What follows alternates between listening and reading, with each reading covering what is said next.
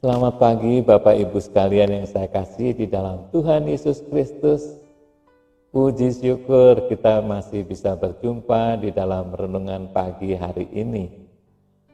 Dan hari ini kita akan merenungkan, biarkan Tuhan memulihkan kemunduran pekerjaan Anda menjadi berkat.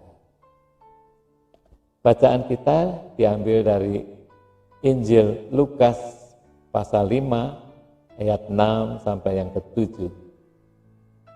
Dan setelah mereka melakukannya, mereka menangkap sejumlah besar ikan, sehingga jala mereka mulai koyak. Lalu mereka memberi isyarat kepada teman-temannya di perahu yang lain, supaya mereka datang membantunya. Dan mereka itu datang. Lalu mereka bersama-sama mengisi kedua perahu itu dengan ikan hingga hampir tenggelam. Jika Anda pernah merasa putus asa dengan kemunduran pekerjaan Anda dengan berbagai alasan, misalnya ketatnya persaingan, Anda mulai lelah dengan banyaknya pekerjaan, resesi ekonomi, PHK, usia Anda bertambah tua, atau kegagalan Anda. Kita semua menghadapi kemunduran di tempat kerja. Tetapi apa yang terjadi selanjutnya ketika kita tahu yang benar-benar penting?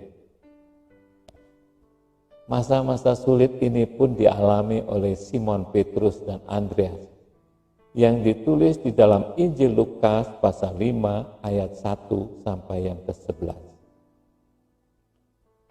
Petrus sebagai nelayan profesional juga mengalami gagal total dalam menangkap ikan di Danau Genesaret yang terkenal habitat subur bermacam jenis ikan. Kalau dalam bahasa ekonomi modern, Danau Genesaret sedang mengalami resesi. Petrus meminjamkan perahunya untuk Tuhan Yesus mengajar. Petrus dan murid-murid yang lain sedang merumahkan perahu mereka karena putus asa. Tetapi kemudian Yesus datang dan melakukan yang tidak mungkin.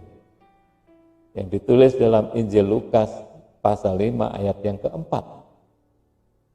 Setelah selesai berbicara, ia berkata kepada Simon, "Bertolaklah ke tempat yang dalam dan tebarkanlah jalamu untuk menangkap ikan." Tanggapan Petrus adalah tipikal orang yang di saat-saat frustrasi, menyalahkan keadaan, orang lain, dan juga menyalahkan lingkungan yang ditulis di dalam Lukas pasal 5 ayat 5a. Simon menjawab, "Guru, telah sepanjang malam kami bekerja keras dan kami tidak menangkap apa-apa." Coba kita lihat, kunci pemulihan Petrus adalah pada Lukas pasal 5 ayat yang ke-5b. Simon menjawab, "Tetapi karena engkau menyuruhnya, aku akan menebarkan jala juga." Setelah Petrus dan Andreas melakukan apa yang diperintahkan Yesus kepada mereka, mereka menangkap lebih banyak ikan dalam 10 menit daripada 10 jam sebelumnya. Bacaan kita hari ini, Lukas 5 ayat 6 sampai ke 7.